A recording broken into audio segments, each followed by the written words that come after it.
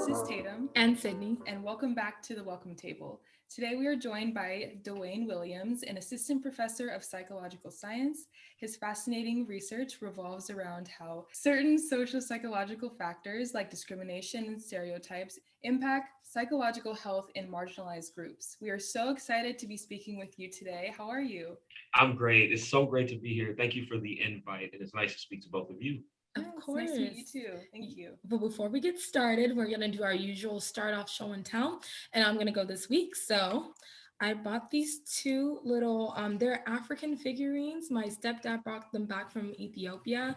My stepdad is Eritrean. So when he goes over, he sometimes brings me back little items and little tokens. So Very nice. these are worship. So yeah, Oh, they're nice. made from baskets. So it's pretty cool.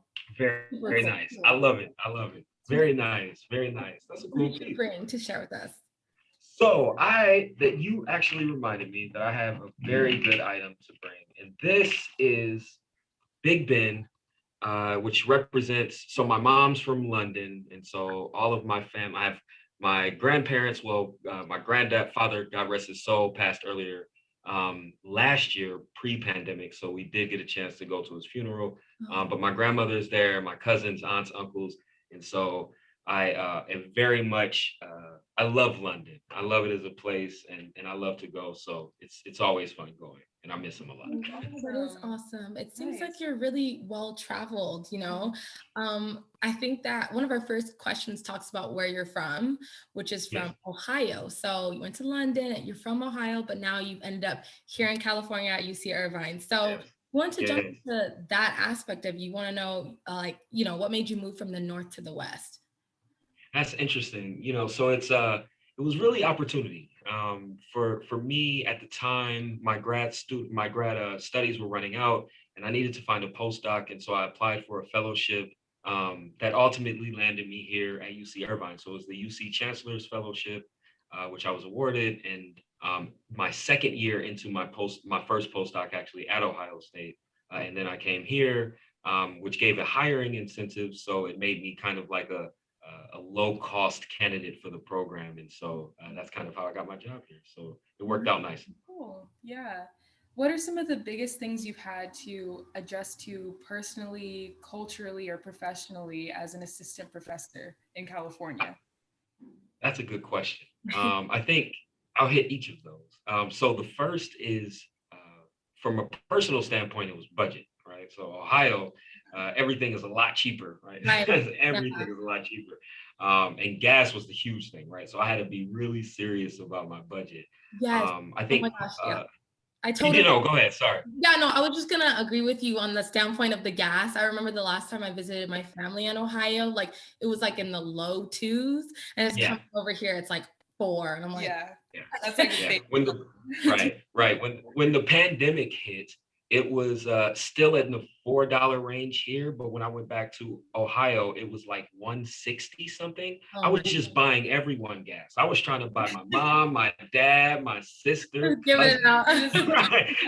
Everybody gets a full tank. So yeah, it was crazy filling up for $20 or whatever it was. So it was insane. But that's what I would say personally from a cultural standpoint.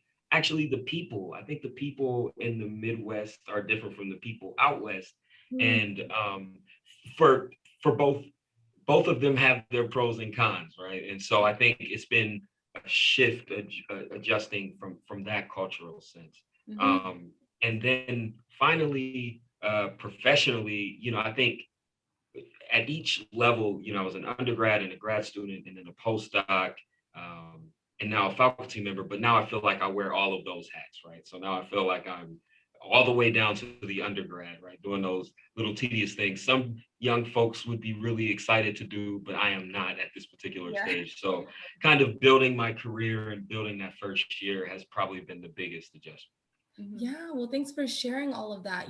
I'm particularly interested in when you said like the cultural aspect of it, like the people are different over there and then from here. Like, what do you mean by that? I think I kind of like get you there, but like, can you I tried to gloss right. I tried to gloss over it. No, I think the it's hard for me to explain, right? So it feels like just from like anytime I go into the supermarket, for example, in Ohio, people are always, like, hi, hello, how are you? But here I had to remember that, there may be less fortunate individuals and people are oftentimes heckling folks for money. So the mindset here is different, right? So when someone comes up to you in the grocery store and they say hi, it's kind of more of a defensive action, like, like, well, who's this guy talking to? So I think I've had to adjust. I can now see, people who are like, maybe less in that mind frame, but I think it really lives more so in just the more populated areas, where those sorts of things happen. So it's a population density, I think, issue more than it is the people themselves, and just, how that works out. And so that's probably been the biggest change, but it's been nice being in the blue state too. So there's that. There's that, yeah, right. You feel a little bit less of that discrimination and some of those things that those rural areas of Ohio have. And I know there's rural areas in California, but like I said, it's different out here. Oh, definitely. I definitely understand what you're talking about. My family in Springfield, they're still segregated, in a certain area. And it's just really interesting whenever I do go back and I see everything and I see things for how far they've come, but also things that are still the same. So it's very interesting. So I know what you mean. For sure. I do agree. Things are far more segregated in Ohio. And that's been the good parts, right, about these people. These people are most people here are well cultured. And that's been the really fun aspect of it. No, I don't feel judgment just having not said a word, right? Just showing up in my glasses and ball cap. No one's giving me any judgment. So I've definitely enjoyed that aspect of it. Well, I'm glad. That's so awesome. That's really, really awesome. Absolutely. Of course. Okay, so going into your career, so we talked a little about your background. Now we want to get more into your background and your research interests. So when did you first become interested in psychology? What drew you to this field?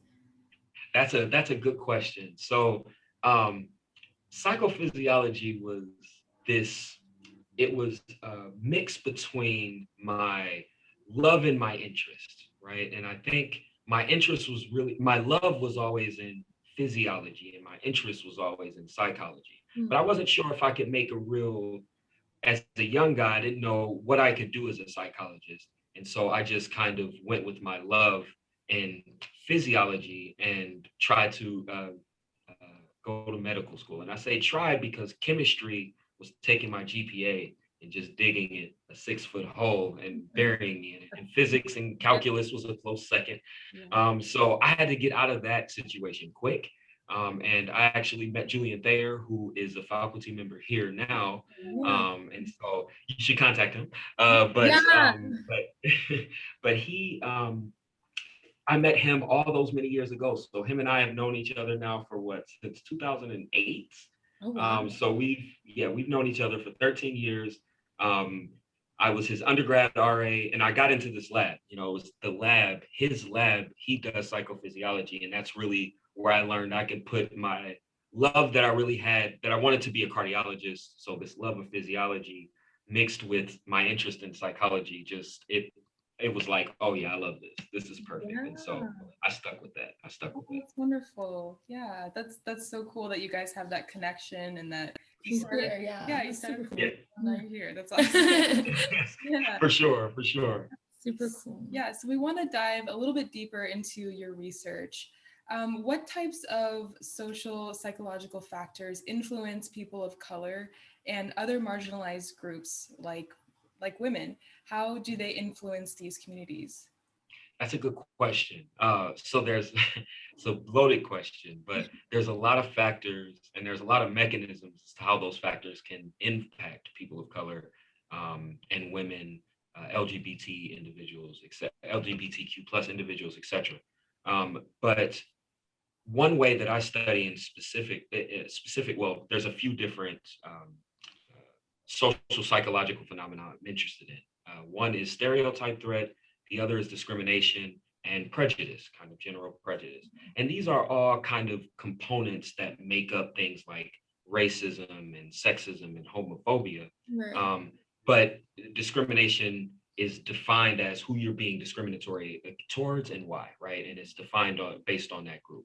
And so I'm interested in how those factors impact health, particular physiological processes in African Americans and other people of color and other marginalized groups such as women and the LGBT plus community, and how the experience of these negative and what we call unfair treatment is actually making an imprint on physiology. So it's not just about, like this institutional lack of healthcare, which is important, or not, diet, right? Me and Julian, we consider that blaming the victim, right? So we have this paper called Angry in America, psychophysiological responses to unfair treatment. And we basically outline that by saying and doing and proposing some of these things that we have been for many years, it's blaming the victim, right? And actually it's the environment that we're in that is constantly harmful and setting a negative physiological blueprint for us and generations to come. Oh, wow. I mean, I'm so interested in this type of thinking and research. I love psychology. That would have been my double major had I not started off as a dance major. So I'm just really, really interested in that sort of thinking. And when you add race to that, it gives you a whole new world of things to consider. Yeah. I think that when the LGBTQ community, the Black community, other POC communities, they speak of this real tangible trauma, I think that it's difficult for others to grasp the gravity of how much these things weigh on our daily functions and our daily life, and stress, imposter syndrome, like all these things are created as a response to those type of traumas, like you're saying. So I just think that it's really cool that you do research on this, because it's something that a lot of people are familiar, but it's like not as widely talked about as a form of research. So right. That's super cool. Excellent.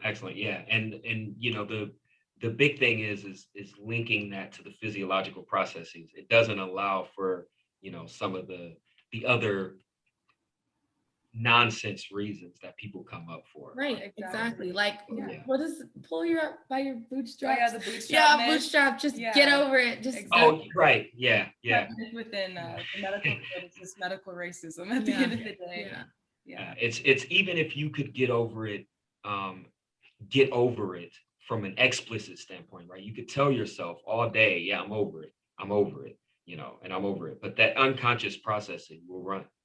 We've shown that as well. So it's unavoidable, unfortunately, in our culture, and it's something that we have to deal with. There is one way that I theorize to avoid it. I don't have any particular data on this yet, but I do think that externalizing it is an important process, right? So just don't turn inwards. It's like, even if you don't get over it, that's fine, but just don't turn that inward. And so just make sure that stays with the person. That's on them, right? They're the idiot. They're the perpetrator. You are beautiful in your own right, no matter who you are. So yeah. Oh my gosh, that's amazing. Thank you for sharing all your research. No problem. Yeah, I'm interested. Going a level further, like, because it is unavoidable, like you explained, because of the unconscious level that these types of environmental factors resonate. Why is it imperative for the well-being of these communities, these different communities, LGBTQ, Black women, to consider these psychological variances? Right. So longevity, health and longevity, right? If you want to live right, that's why we have this goal of living as long as we can. That's why we exercise. That's why we eat healthy. That's why we try to stay healthy and do healthy things, right? All of that is tied to longevity. And part of that is properly dealing with the racism and the sexism and these stereotypes and these discriminations and prejudice that are in the environment. And it's really hard to avoid them per se. But like a brother at a panel, I forget his name, but he said, we need a vaccine, right? You think of racism as a, I really wish I could give him his props, but just know this was not me. But basically racism is this disease. And if it's akin to COVID, the idea is that, we don't have a vaccine yet, But you should wear a mask, right? You wear a mask to protect yourself. And so the question is, what can you do to protect yourself? And that's kind of bringing me back to that internalizing versus externalizing. I really think that internalizing is what leads to the negative physiological processes that we see often in Blacks, that we've seen in meta-analyses, but we have also tied to unfair treatment as well. And so it's imperative that you avoid that for longevity, whether it's psychological longevity, as you mentioned, right? All of these other trickle-down effects it can have, or if it's physiological longevity. Right. Yeah. And then in that same vein, you're saying the best way to protect yourself is to wear a mask, in a metaphorical way, of course. And Right. Wear a mask. Yeah. Expel, keep it out of you. Keep it out of you, right? Exactly. Keep But it with that person. Right. Yeah. And in your opinion, what would be the vaccine for these kinds of issues? Well, that's also work I'm working on, right? The vaccine is dealing with the perpetrator. So that's dealing with the person, that's getting rid of the virus, that is eliminating racism and sexism. And boy, is that a tall order, right?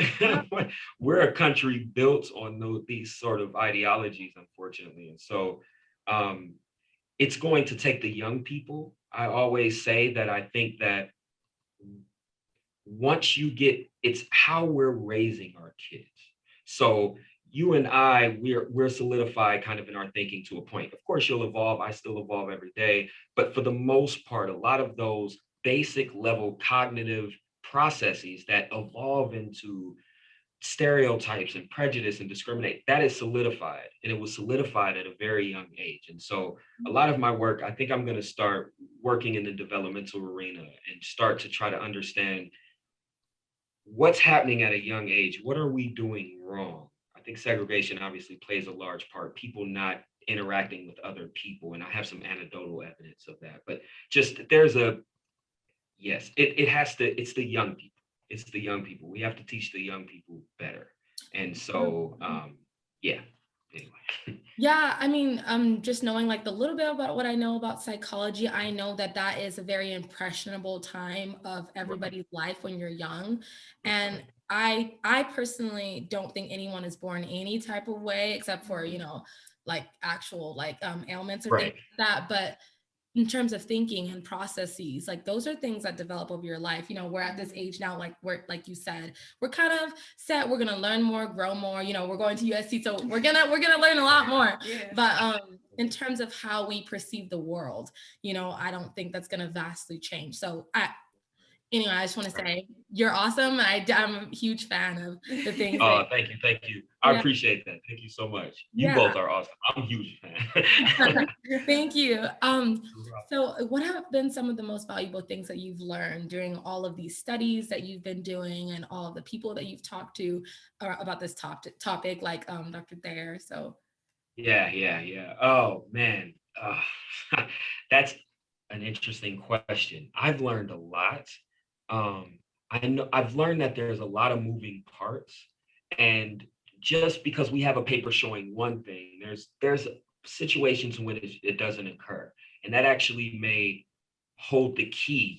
Trying to understand when things are not uniform in certain samples may hold the key to figuring out how to decrease the likelihood. Basically, how to decrease how racism impacts people of color and other marginalized groups. However, on the other side of things, it's more complicated. The perpetrator and understanding the perpetrator and who, but I think it's more simple than right? There's motivated racism, obviously, and there's motivated sexism, and those are people you can't change. But then there are people who walk about life who truly feel like they're not racist, who truly feel like they're not sexist, or they truly feel like I'm here for the people. But then you put them in a situation, like, I don't know, maybe they're wearing a badge in this uniform, and they're given a split-second decision on whether or not to shoot an unarmed man who is trying to make an attempt to run. And running from the police officer doesn't warrant you your death certificate. And so the idea is that there are some basic cognitive processes. I think the biggest academic thing I've learned is that and this is from the perpetrator standpoint, is that there are some basic cognitive processes I think that are unavoidable in some ways if learned early enough, and they manifest themselves in a very negative way. Um, to give a very provocative example, and I've gotten a lot of pushback from a lot of different people on this, but I'm gonna just say it anyway. I am not a fan of Black History Month. If you tell kids at a young age that you used to be better than other kids in your classroom based on the color of your skin, that's going to manifest itself differently as a function of who the person is and who the environment that they're around, right? There are some white folks who grew up with that information and they did not grow up to be, motivationally racist or anything of the sort. But it's this weird dynamic when you start to segregate. History must be taught. I am not saying that it should not be taught. I'm saying that the history books need rewritten and we should be featured heavily in it, right? They should learn about Black history for 12 months of the year. Right. So it looks like American history to them. And these were points in time where bad things were done. And it's just a framing, right? It's just a framing of how you do it. I remember, but how I was taught, and I guess this is my anecdotal evidence. Everyone was taught differently, right? My son has a Black kindergarten teacher, so he would be taught differently, right? And, or, I had a Black third grade teacher wasn't Black. I can't remember, maybe second, but someone, right? She taught us differently than everyone teaches differently. But I think the curriculum needs to be the same.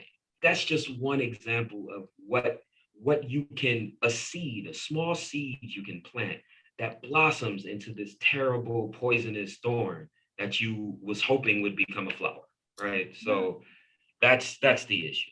I mean, I kind of get what you're saying. Like, this lesson is sort of like about rewriting things at a young age. That when, as time goes on, it doesn't, like you said, blossom. Of course. And you can teach them all of the stuff that they really need to know as they grow up much older, and we have our prefrontal cortex is better developed, so you can better down-regulate negative emotions and up-regulate, right? You can control yourself to some degree. That's when you start okay, now we'll give you some more details, and not too late. I don't want to leave people naive, but I do want them to develop in a way where they see the world and they see people as people. And this weird social hierarchy is not built at a young age. Yeah. That the link between, that's where I'm at.